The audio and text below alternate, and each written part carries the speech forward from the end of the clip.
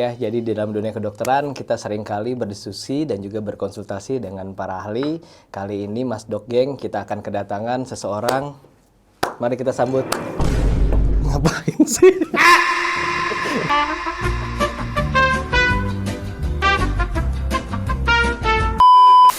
Ya, gue panggilnya siapa nih? Dokter Koko? Dokter. Dokter ya. Kalau Koko kan nggak mungkin ya. Kan lu Cita tuh kan? Ciki tanpa toko. Nggak masuk ya? Oke. Kurang. Oke, Rek. Sebelumnya lu kenalin dulu dong. Siapa nama lu, terus lu sebagai dokter spesialis apa? Ya. Nah, nama saya Dokter Egi. Saya dokter spesialis kedokteran olahraga. Kenapa saya ngambil dokter spesialis kedokteran olahraga? Karena cita-cita terbesar saya mau jadi dokternya MU. Wih, Adi Lionana dong. Jadi, oke, Mas Dogeng. Jadi di Bedah Barang Ahli ini, ya sebenarnya picture-nya itu kita pengen ngobrol sih sama ahli-ahli aja. Mungkin nanti juga nggak mesti sama sesama dokter ya. Mungkin nanti bisa kita ngobrol sama finance, kita bahas basic finance pada kedokteran, ataupun pada bidang-bidang yang lain. Tapi kali ini kita kedatangan dokter spesialis olahraga, ya tentunya kita akan membahas isu-isu mengenai apa saja sih yang terjadi pada anak terutama ya, gitu. Karena gua bedah anak ya, jadi cuma pada anak dan juga sama olahraga. Siap, Rek? Siap. Oke. Yang pertama, Ketuhanan yang Maha Esa. sebelum kita bahas isu, Rek, Iya. sebenarnya banyak pasien-pasien gue yang tanya, Dok, terutama pasien anak ya, anak dan juga remaja pasca operasi, seringkali banyak miskonsepsi nih, Dok, habis operasi anak saya boleh olahraga nggak ya? Atau kalau misalnya boleh olahraga, olahraganya apa nih? Nah itu yang kadang gue juga sebagai dokter bedah anak sulit menjawab karena memang prinsipnya pasca operasi ya kita early mobilisasi, jadi kita harus mobilisasi secara dini. Tapi ada juga yang hal-hal kita sebagai dokter juga worries gitu. Nah lu sebagai dokter spesialis olahraga gimana nih pendapat lo mengenai mitos dan miskonsepsi tersebut? Jadi kan sebenarnya kalau misalnya kita ngomonginnya operasi pada anak gitu, bedah anak, berarti kan anaknya dibedah. Iya iyalah. Jadi enggak sebenarnya gini. Pertanyaannya menarik ya. Cuma Jawabannya yang sulit. enggak, sebenarnya kan orang berpikirnya si kedokteran olahraga ini banyak ngurusinnya cuma kalau pasien pasca cedera gitu. Cedera olahraga. Iya, cedera olahraga. Nah, ini pertanyaannya Mas Dok ini sangat menarik gitu. Saya lihat ya. Gimana nih? Soalnya Gimana coach? Mikirnya jangan lama coach. Ya udah seru. soalnya kalau saya lihat jadi memang early mobilization itu penting. Tapi kalau saya ngegampanginnya gini, gue ngegampanginnya kan pada setiap orang itu olahraga itu kita bisa ngebagi pokoknya komposisi olahraga atau sekarang mulai dibilangnya ada yang bilang latihan fisik itu kan si latihan kekuatan, latihan kardiorespirasi atau kebugaran jantung paru, sama satu lagi kan flexibility. Jadi kalau lo ngomonginnya early mobilization, mungkin kita bisa masukin sebenarnya di flexibility sama mobility. Jadi gimana sih otot itu atau sistem muskuloskeletal kita, sistem gerak kita balik jadi dapetin fleksibilitasnya. Akhirnya tubuhnya tuh saat dia kalau bed rest doang kan efek jangka panjangnya otot-ototnya kaku. Justru setelah dia mulai aktivitas sehari-hari lagi malah terlalu kaku gitu. Akhirnya kalau kita mulai dengan fleksibilitas tuh gampang banget kan, latihannya cuma stretching gitu. Nah kalau stretching aja itu mah boleh dilakuin kan. Tapi tergantung lagi operasinya apa. Nah itu dokter bedahnya ya yang nentuin. Ya jadi case by case ya sebenarnya ya.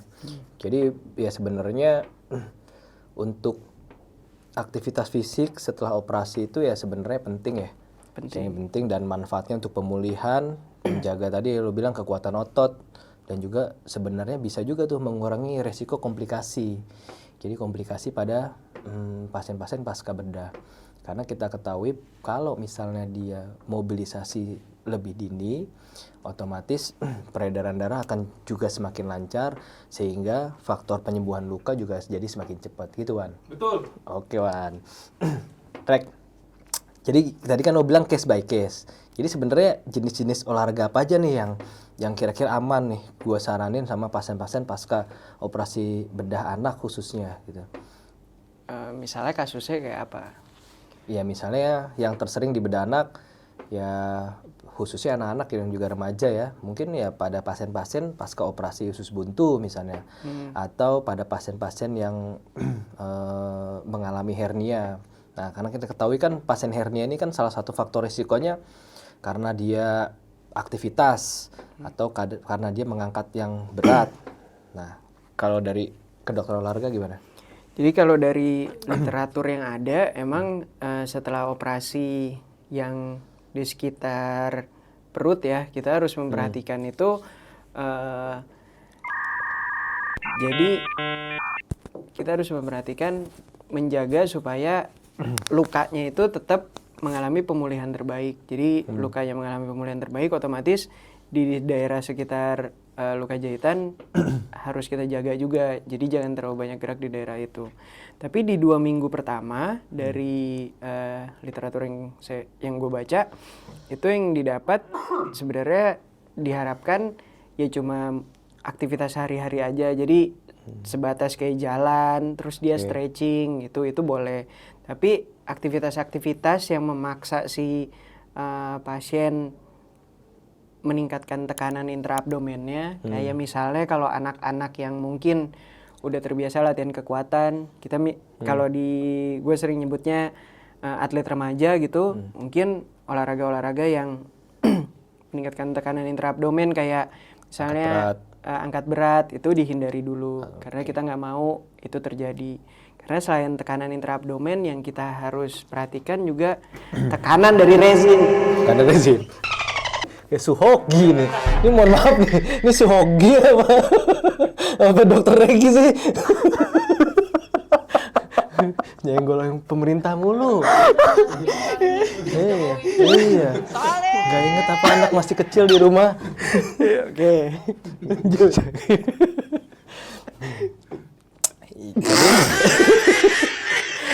Karena gini, Rek, ada gue baca di kolom komentar juga, ada dok, kalau habis operasi sunat boleh nggak main tenis? Nah, boleh nggak? Kan main tenis nggak pakai itu, kaki, nggak pakai kaki, nggak boleh nggak? Sebenarnya ya tergantung, kalau boleh main tenisnya kapan. Kalau misalnya sunatnya hari ini, besok main tenis juga kan ya nggak mungkin juga ya. Jadi berapa jarak waktunya? Soalnya yang harus diperhatikan kan kalau gerakan tenis itu kan sebenarnya mau gerakannya forehand atau backhand ada rotasi di hip gitu. Jadi pinggul kita kan muter sebenarnya. Yang dikhawatirkan ya gerakan rotasi banyak di hip, otomatis gesekan di area luka jahitannya itu juga kemungkinan kita kan harus menghindari supaya pemulihan lukanya juga terbaik. Ya harapannya 10-14 hari setelah dilakukan tindakan, dia bisa mendapatkan pemulihan luka yang baik, baru boleh mencoba olahraga lagi. Gitu. Ya sebenarnya balik lagi ke diri masing-masing ya. Iya. Jadi kita juga harus tahu diri kita dan batas kita seperti apa, dan juga operasi apa yang habis kita lakukan. Itu jadi case by case memang. Kan kalau dari saya kayak gitu tuh, kalau dari gua kan gitu dok. Jadi misalnya setelah sunat kita ngelihat evaluasi lagi luka jahitannya gimana. Tapi sebenarnya kalau insights dari Mas Dok sendiri mengenai luka pasca operasi atau pasca operasi sendiri, apa yang perlu diperhatikan, atau misalnya menurut gue sih yang harus sering ditanyain orang tua kan, kapan harus balik segera ke rumah sakit? Ya, gitu. Kapan harus menghubungi dokter ya? Ya. Ya jadi memang ya ini panduan juga buat orang tua ya mengenai atau mengamati tanda-tanda bahaya pada anak. Jadi kapan nih saatnya berhenti olahraga atau kapan harus menghubungi dokter? Ya kembali lagi, apakah pertama apakah ada perdarahan aktif atau tidak ya, atau ada nyeri ya. Jadi nyeri ini kita harus bedakan apakah nyeri luka operasi atau nyeri yang mempunyai tanda serius. Jadi kalau nyerinya bertambah berat, intensitasnya bertambah berat atau frekuensinya bertambah sering, ya ada baiknya kita harus segera konsultasikan ke dokter ya. Jadi perdarahan yang pertama, yang kedua ada nyeri atau tidak, itu aja sih.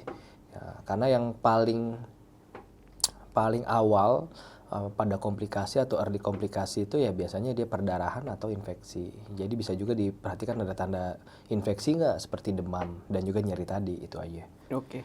Jadi ya mudah-mudahan panduan ini ya memang sedikit tapi bisa mengurangi rasa ya atau menenangkan rasa kekhawatiran dari orang tua ya. Ya. Baik, Dok. Oke. Terima kasih, Kalau Dok. gitu kita Nggak ada. properti. Habis soalnya. Gimana dong? Oke. Nih, tadi kan kita udah bahas nih mengenai keterkaitannya antara olahraga dan juga pembedahan. Nah, sebenarnya pasien-pasien gue juga ya banyak remaja ya atau enggak anak-anak yang menginjak usia sekolah kan sering yang digalakan itu kan adalah olahraga usia dini. Sebenarnya cedera olahraga pada anak itu yang paling sering itu apa sih? Kadang-kadang kan orang tua nggak bisa tuh ngebedain mana itu namanya nyeri otot biasa atau cedera serius. Gitu. Nah, sebenarnya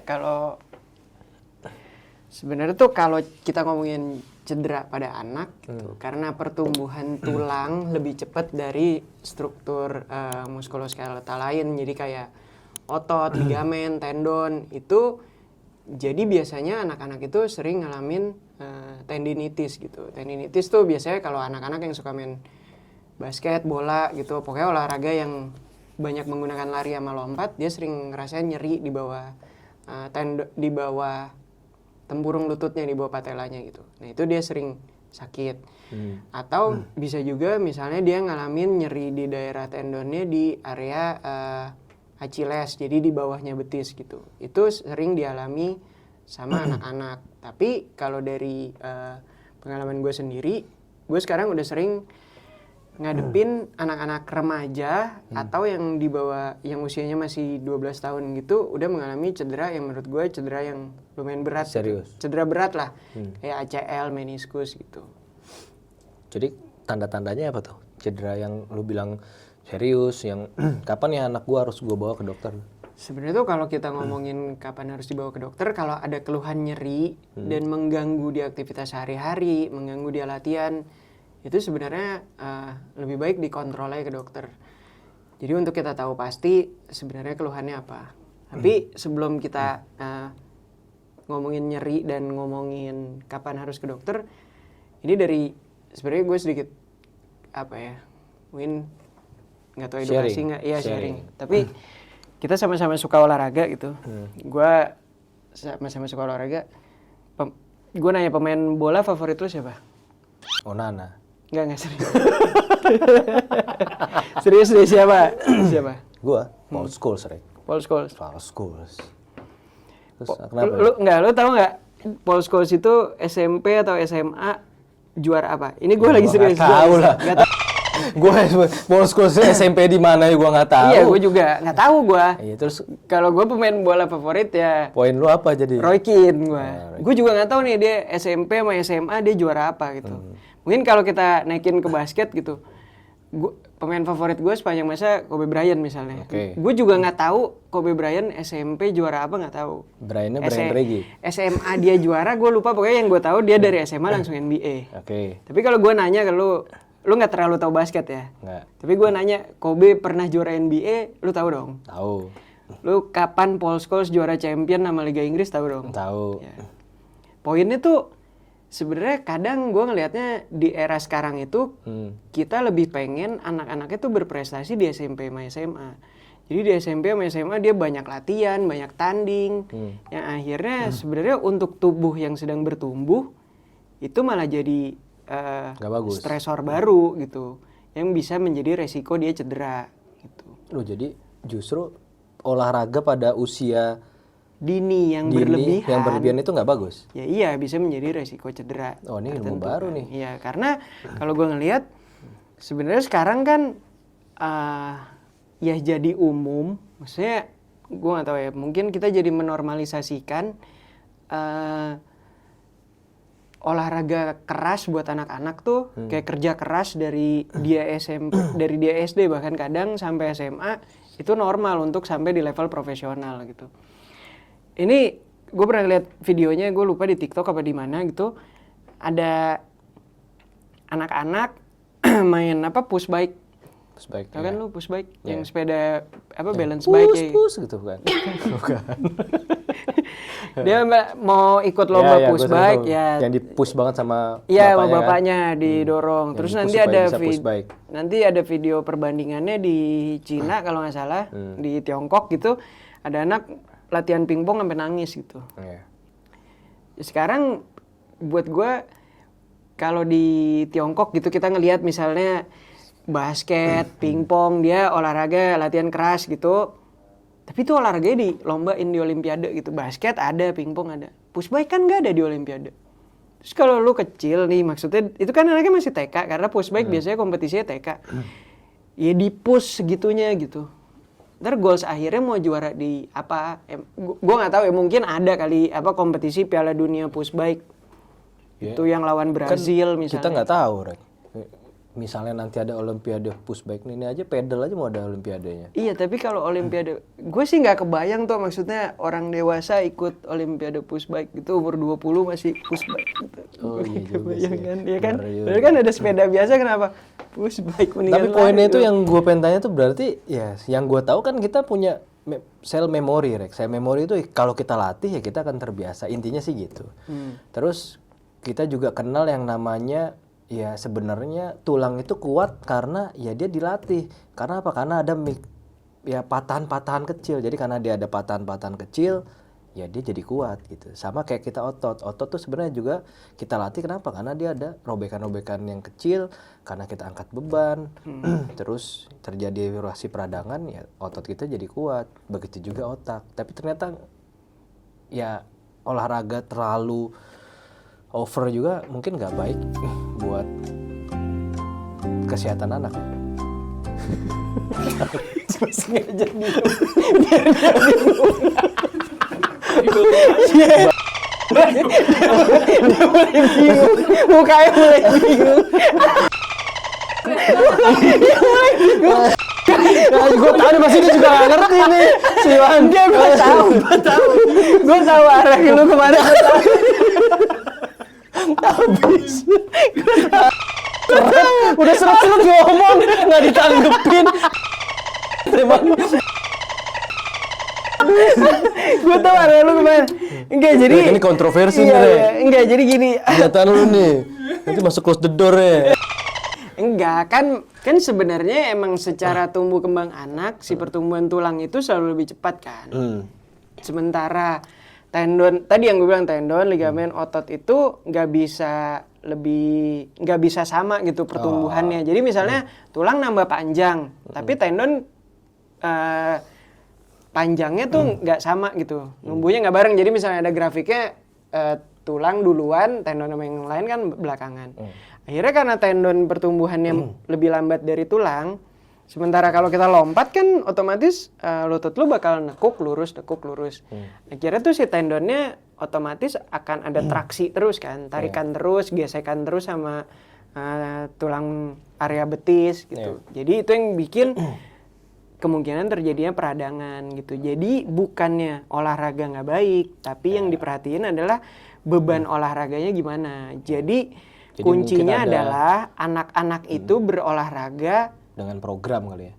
Enggak, dengan senang gitu. Jadi dia menjalaninya dengan kebahagiaan. Kalau kita udah ngasih pressure lain, itu menurut gue udah jadi stresor juga buat dia gitu. Oke ya. Jadi clear ya. Jadi untuk olahraga usia dini itu ya penting, tapi intinya adalah anak harus menjalankannya dengan fun. Iya benar, fun benar. Nah, balik lagi nih, Rek. Jadi kalau misalnya ada tanda-tanda cedera pada anak, Ya. sebelum kita konsultasikan ke dokter, kira-kira penanganan apa nih yang bisa dikasih orang tua lebih awal gitu gimana? Ya mungkin sih yang pertama harus dilakukan adalah sebenarnya kan ilmunya makin maju gitu. Tadinya kita suruh langsung misalnya tadinya rice, terus ada yang lupa sih rice, price, terus jadi seingat gue sempet Rice-nya rice cooker gue. boleh deh. Rice ini rice amin. Amin ya. Jadi Amin rice masih relevan ya? Amin rice.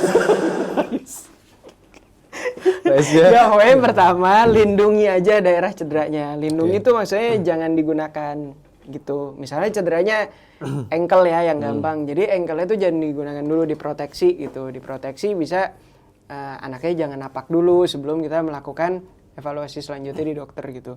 Terus boleh dilakukan kompres dulu, kompres dingin. Tujuannya supaya karena ada efek menurunkan nyerinya juga dengan harapan supaya bengkaknya nggak berlebihan gitu. Oke. Ya nanti mungkin kita stitch juga ya. Apa itu metode rice dan ya metode rice ini Sekarang memang price kalau nggak salah. sekarang price ya. Jadi sebagai pertolongan pertama yang bisa dilakukan. Ya, sekarang udah banyak sih. Jadi ada price, ada peace and love gitu. Oh, oke. Nah, terakhir nih Rek, isu yang sering gue dapet ini ya, kan yang apa tuh? Vivo sama BP beli di Pertamina. Nyenggol Nggak lagi boleh, aja nggak boleh. pemerintah. Nggak Chandra. Tapi gimana tuh Rek? Tuh bisa. Nah, Ya, lanjut. jadi isu yang deket juga ya mungkin di keluarga-keluarga muda lah mengenai gadget nih. Nah kan kita sebagai orang tua ya mungkin ya terutama yang karir ya mungkin waktunya nggak banyak nih buat anak. Setuju gue. Sehingga untuk mengisi kekosongan itu ya anak kita kasih gadget. Iya benar. Gimana sih caranya nih kita membatasi dampak negatif dari gadget ini atau lebih simpelnya ya gimana nih olahraga nih untuk mengatasi dampak negatif gadgetnya gimana pada anak? Sebenarnya tuh gue setuju buat yang keluarga muda kita banyak kehilangan waktu sama anak tuh iyalah terus kita jadi gantinya dengan gadget. Ya Bahayanya apa sih gadget tuh pada fisik sama mental anak tuh bahayanya apa? sebenarnya kalau mental dokter anak kayaknya itu tuh. Dokter anak ya. Iya. Secara fisik lah. Secara Bahayanya pada fisik fisik sih pada- kemungkinan kan karena sebenarnya rekomendasinya dari WHO setiap anak itu harus aktif lah. Jadi ada durasi yang harus dipenuhi setiap hari gitu. Berapa menit. Aku nyari aja sambil ya. Biar sah. Jam sehari. Jadi sebenarnya anak-anak itu kan direkomendasikannya sejam itu aktifnya tuh dengan intensitas sedang berat tuh jadi aktif banget gitu loh. Cuma ya bukannya gue mau menyalahkan negara, tapi karena kita nggak punya taman, gue nggak tahu ya. Tapi mungkin buat keluarga muda yang tinggal di rumah yang ada yang klaster terus ada playground gitu.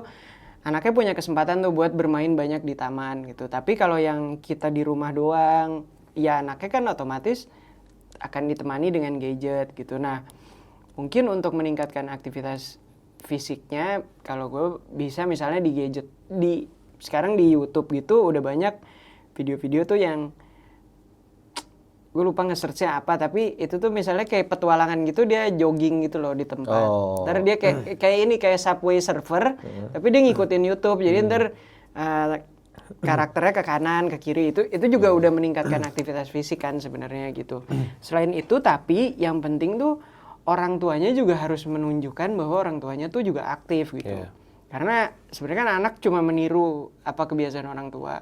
Kalau anaknya orang tuanya udah terbiasa sering beraktivitas fisik, latihan fisik, terus juga aktif berolahraga, anaknya jadi ngelihat oh ternyata orang tuanya berolahraga, dia jadi ikut. Misalnya bapaknya suka main bola, kalau anaknya cowok suka, ya anak cewek juga kadang sekarang udah mulai suka main bola, main basket gitu. Jadi sebenarnya dia juga ngelihat ke orang tuanya kayak gimana gitu. Oke. Ya, jadi kita clear ya. Berarti memang olahraga ini bisa juga sebagai penawar dari ya tadi permasalahan gadget pada anak, terutama ya dampak fisik dan juga mental pada anak. Dan juga contoh-contohnya tadi apa aktivitas yang bisa dilakukan di rumah yang juga dikombinasikan nih sekarang dengan teknologi karena memang ya kita harus akuin bahwa memang kita nggak bisa juga tuh lepas dari teknologi ya. Iya benar. Oke, gua rasa sih cukup ya. Iya baiklah. Oke. Oke. Siapa takut? Oke, pada akhirnya kita bukanlah dokter yang superior, jadi jangan ragu untuk konsultasi dan diskusi di Bedah Bareng Ahli. Thank you, Rek. Terima kasih Dita. Salam ya buat Mbak Yati ya.